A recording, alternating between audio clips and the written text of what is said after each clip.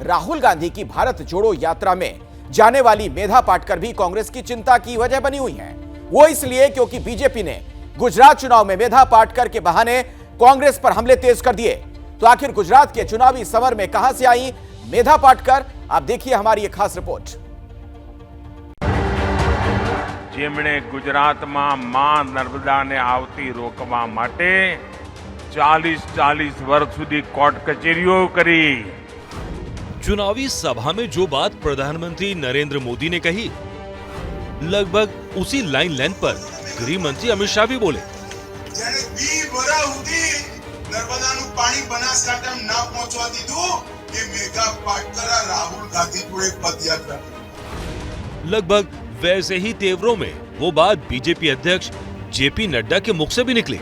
Medha Patkar Gujarat anti Gujarat उसने through out stand लिया, तो Rahul Gandhi himself is an anti Gujarati. Gujarat चुनाव में बीजेपी के टॉप लीडरों के निशाने पर एक चेहरा मेघा पाटकर, जो कि राहुल गांधी की भारत जोड़ो यात्रा में शामिल हुई, तो गुजरात चुनाव के कैंपेन में बीजेपी ने इसे बड़ा मुद्दा बना लिया। पीएम ने याद दिलाया कैसे गुजरात तक नर्मदा का पानी पहुंचाने की राह में कानूनी अड़ंगा डाला गया।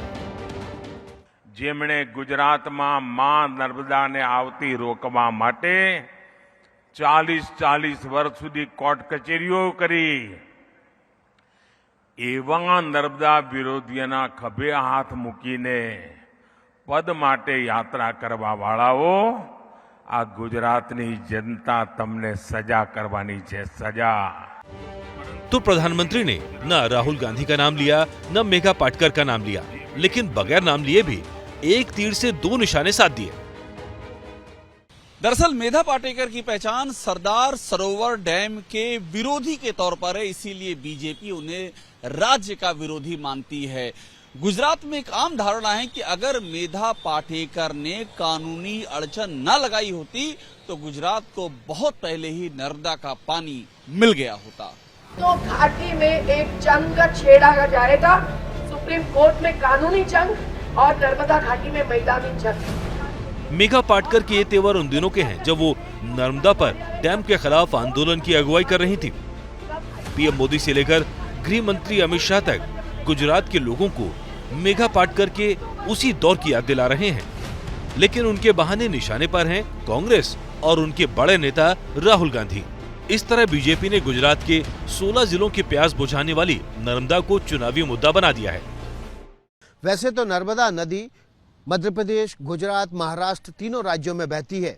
तीनों राज्य इस नदी के पानी से जीवन पाते हैं, लेकिन गुजरात के लिए नर्मदा नदी नहीं बल्कि लाइफलाइन है।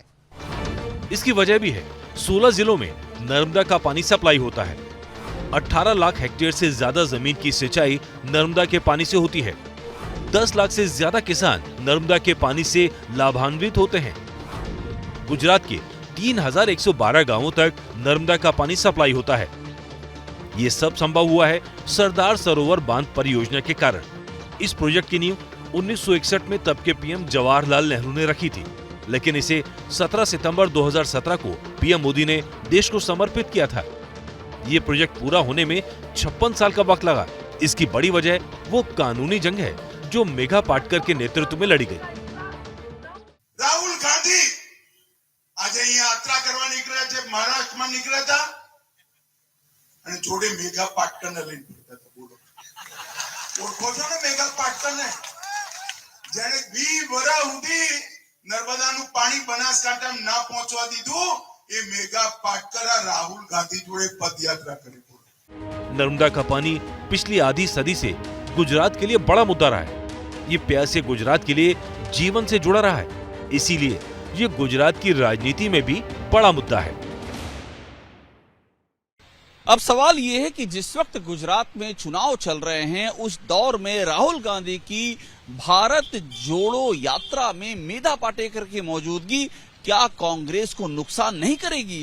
क्या मेधा पाटेकर की यहां पर प्रेजेंस कांग्रेस को गुजरात में भारी नहीं पड़ने जा रही है?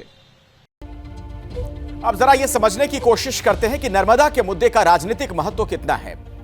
आपको बता दें, नर्मदा का पानी गुजरात के जिन 15 जिलों को जीवन देता है, उनमें 107 विधानसभा की सीटें आती हैं, यानी गुजरात की 60% विधानसभा सीटों पर नर्मदा का पानी मुद्दा है। पिछले चुनाव में बीजेपी ने इन 107 सीटों में से 63 सीटों पर जीत दर्ज की थी। 2017 में कांग्रेस को इन 15 जिलों में 40 सीटें मिली थी, यानी तब कांग्रेस को करीब आधी सीटें इन्हीं जिलों से मिली थीं। इसीलिए बीजेपी अब मेधा पाटकर को मुद्दा बना रही है। जैसे ही घड़ी का काटा दोपहर 2:30 पे आए, बबीता जी का दिल सास बहू साजिश के लिए मचल जाए।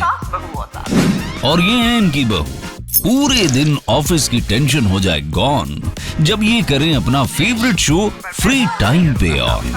इनकी तरह आप भी देखें अपना फेवरेट शो अपने टाइम पर और डाउनलोड कीजिए एबीपी लाइव ऐप अपने स्मार्ट टीवी पर।